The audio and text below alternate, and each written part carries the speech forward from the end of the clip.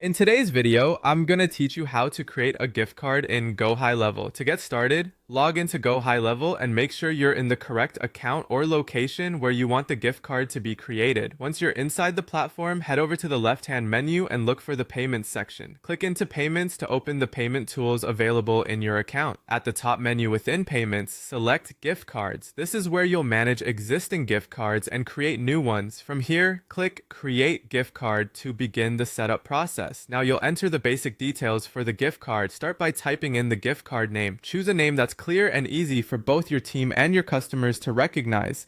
After that, add a gift card description. This is a good place to explain what the gift card is for or how it can be used. Next, add the expiry date. Be sure to choose a date that matches your business policy.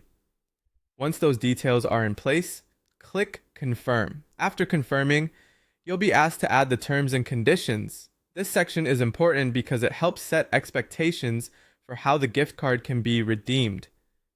Once that's complete, click Continue. Next comes the customization stage. You can select a template if you want to use one of the available card designs.